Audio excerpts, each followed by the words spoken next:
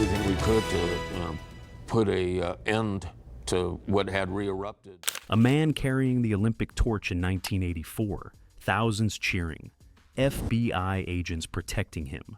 Not because he was an athlete, because he was George Christie, president of the most notorious motorcycle club in America. The same man who would later walk away from 40 years in the Hells Angels and break their sacred code of silence forever. 3 decades of secrets, betrayals, murder conspiracies, FBI stings, and one man's journey from the inside of America's most feared criminal organization to exposing it all. This is how George Christie became the most famous former Hells Angel alive. Early life and the pull of the outlaw Ventura, California, 1947. George Gus Christie Jr. was born to Greek immigrant parents who had anglicized their name from Crispicos to Christie. His maternal grandparents changed theirs from Vlasopolis to Blasey. An only child raised in an insular Greek-American community, Christie described himself as very timid and really sensitive. His parents were protective, loving, and gentle people who had no idea their son would one day lead the most notorious motorcycle club in American history. As a teenager, Christie became an avid surfer. But everything changed when one of his surfing buddies showed up at the beach on a Harley Davidson.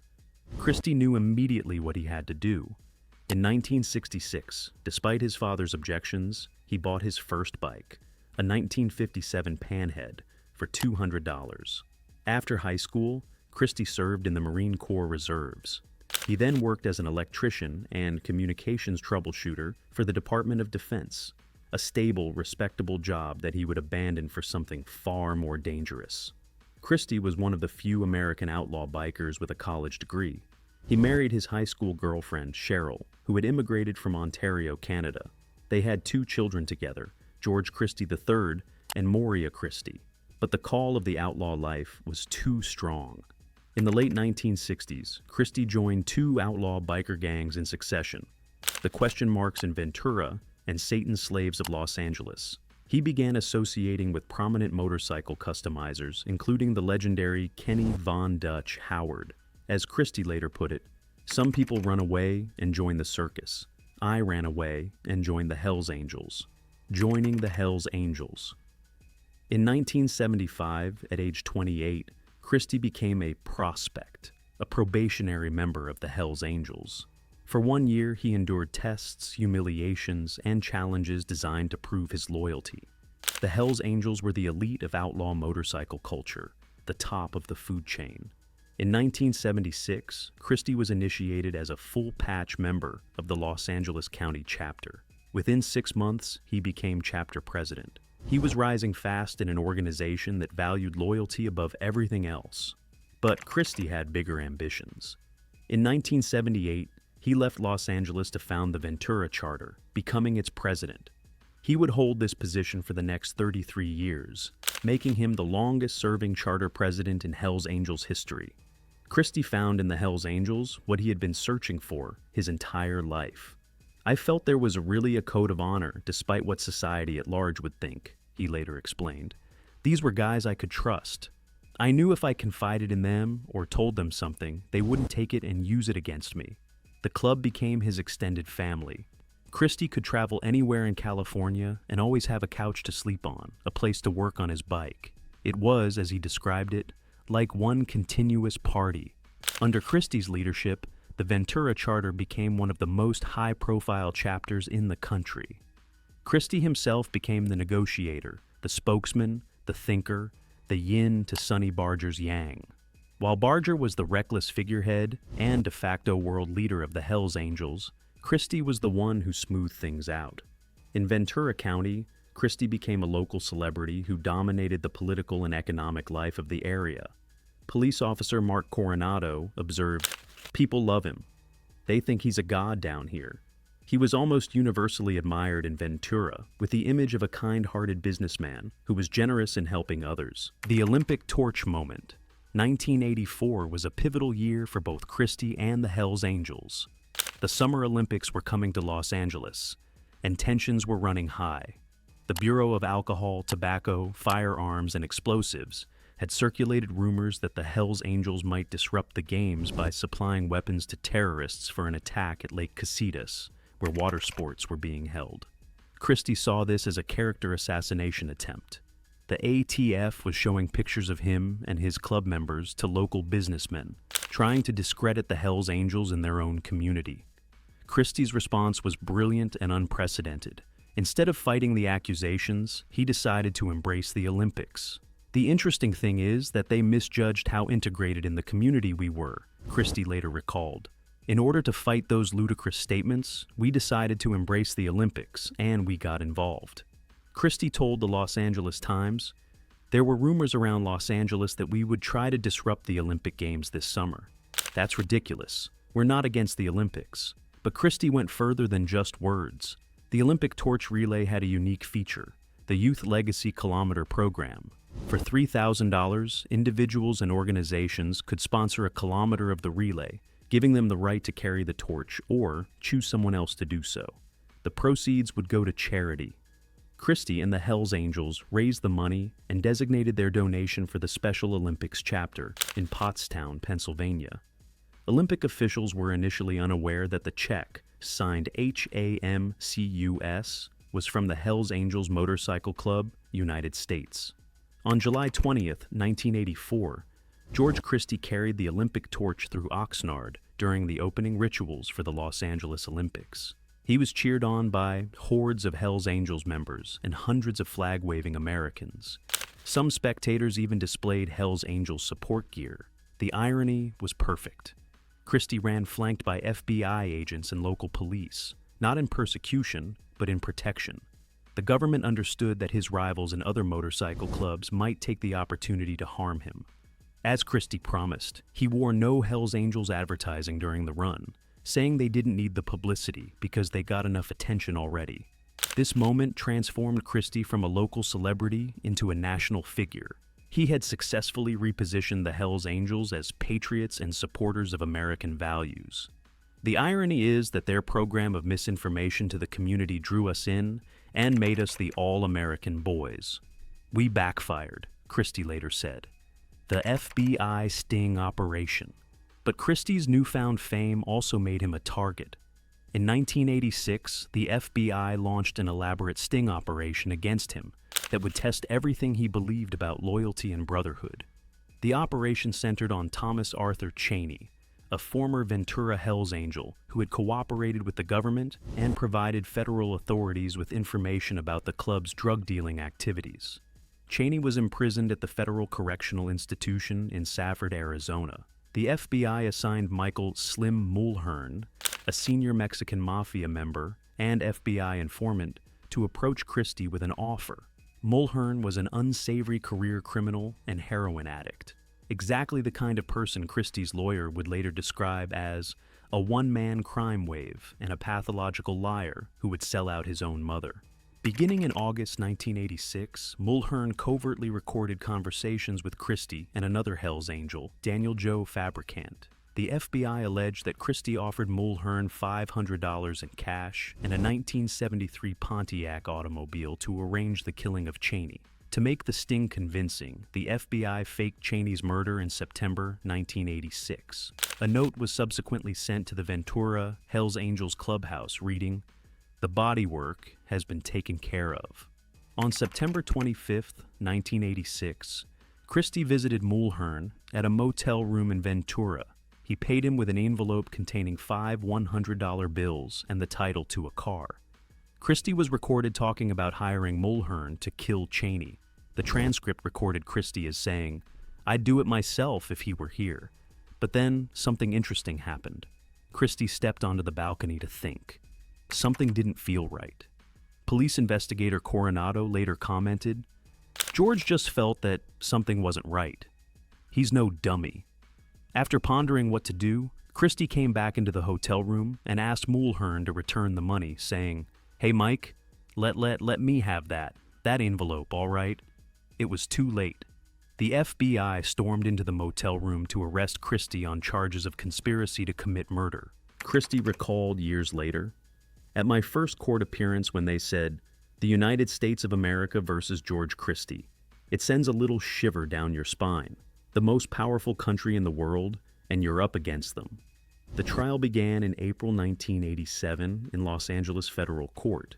Christie's defense attorney, Barry Tarlow, argued that the charges were retribution by authorities against Christie, who had used his Olympic torch fame to accuse law enforcement of harassment against the Hells Angels. Tarlow systematically destroyed Mulhern's credibility. The star witness came across as unlikable and untruthful. Most notably, the federal prosecutors seemed embarrassed by their own witness, who had a long criminal record and a history of telling lies. Christie, by contrast, was likable and sincere when he testified. The defense maintained that Mulhern had unrecorded conversations with Christie that revealed the Mexican mafia wanted to kill Cheney for their own reasons, and were seeking assurance from Christie that there would be no retaliation. Christie was ultimately acquitted of all charges.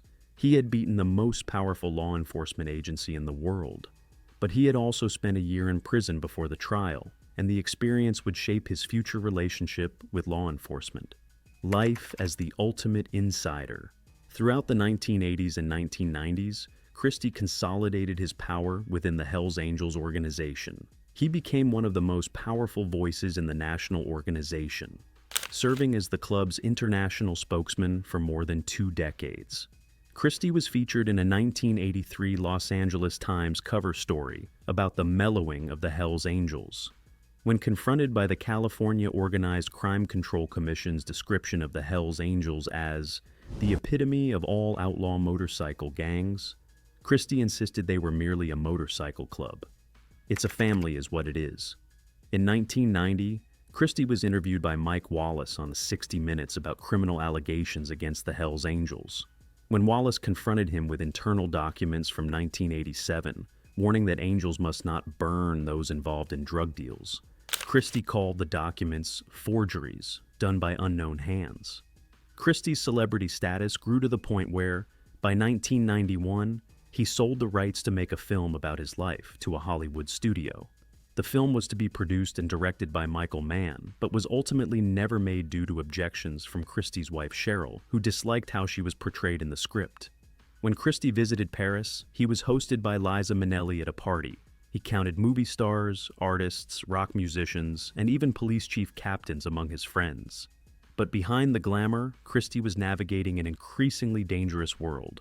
When Sonny Barger moved to Arizona in October 1998, Christie reportedly took over the daily operations of the Hells Angels in California. Christie witnessed the club's transformation from a brotherhood of outlaws into something more militaristic and business-oriented. Drug dealing became more systematized. Violence became more strategic. The original spirit of rebellion was being replaced by corporate-style thinking. In 1998, Christie was indicted on 59 counts relating to drug distribution. Police wiretaps had recorded conversations about Vicodin and methamphetamine trafficking.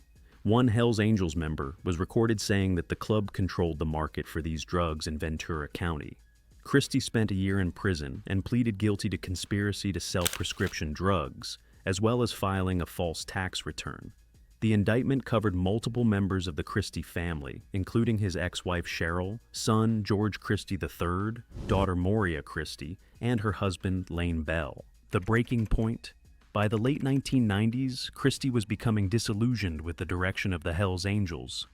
The club he had joined for its code of honor and brotherhood was becoming something he no longer recognized. Christie had always been a peacemaker. We're gonna get on my motorcycle and we're gonna ride out of here. In early 1999, he played a key role in negotiating the end of the long-standing biker war that the Hells Angels had been waging against the Outlaws since 1969. In March 1999, Christie received a delegation of outlaws at the Ventura County Clubhouse for peace talks.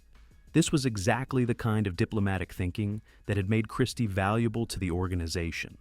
He understood that constant warfare was bad for business and bad for the club's long-term survival. But not everyone in the Hells Angels appreciated Christie's negotiating approach. Some saw his willingness to talk to rival clubs as weakness or betrayal. The final straw came in 2007. Molotov cocktails were thrown into 2 tattoo shops in Ventura, scratched the surface, and twisted ink. These shops were thought to have connections with the Mongols MC, traditional enemies of the Hells Angels. Christie was charged with conspiracy to firebomb the shops. The indictment alleged that Christie, while president of the Ventura County chapter of the Hells Angels, conspired to threaten the owners of rival tattoo parlors to force them to close their businesses. Christie always maintained that this was a result of poor leadership decisions rather than his direct involvement. But the writing was on the wall. The club was moving in a direction he could no longer support. The exodus and excommunication. After 40 years in the Hells Angels, George Christie was ready to retire. In 2011, he walked into a meeting and announced his departure. As he later explained to Vice magazine, "I felt we became the people we were rebelling against. At one point, we interacted with every club up and down the coast, and by 2011, we were fighting every major outlaw bike club in the United States, plus law enforcement. The original purpose of the outlaw lifestyle had been lost. It appeared more military, as if one army was fighting another," Christie said. But leaving the Hells Angels isn't easy. Within 2 weeks of his retirement, Christie was told he was out bad, blackballed by his fellow Angels, prohibited from wearing the club patch, and even told he should remove his death head tattoo. Christie was immediately excommunicated by his former brothers. 40 years of loyalty meant nothing. The family he had given his life to had cast him out forever. In 2013, Christie was sentenced to serve 18 months in federal prison for the tattoo shop conspiracy. He served his time at FC Uilatuna in Anthony, Texas, before being released in 2014. Breaking the code of silence. Once Christie was out of the club and out of prison, he made a decision that would shock the outlaw motorcycle world. He was going to break the Hells Angels' sacred code of silence. In 2015, Christie starred in Outlaw Chronicles Hells Angels, a 6-part documentary series on the History Channel.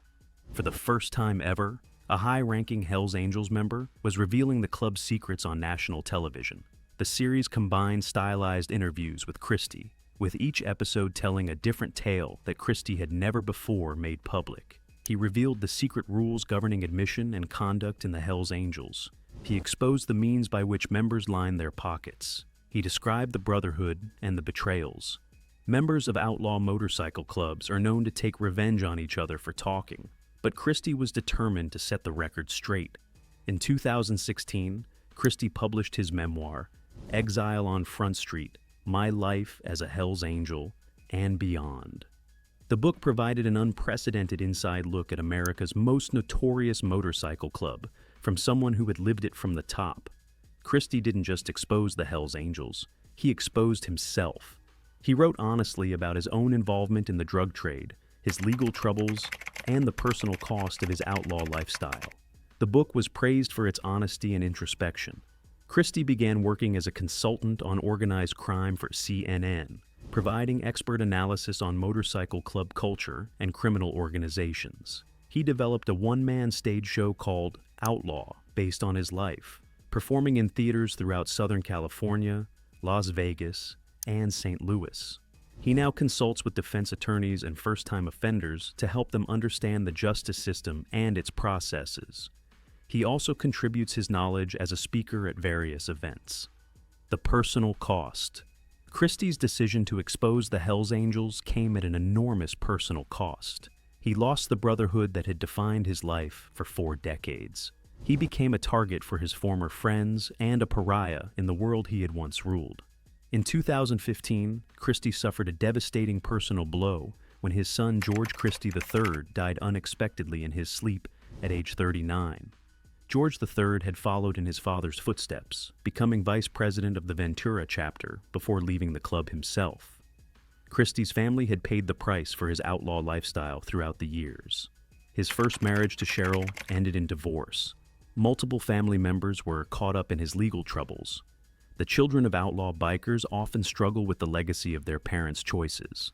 Since 2002, Christie has been married to Nikki Nicoletto.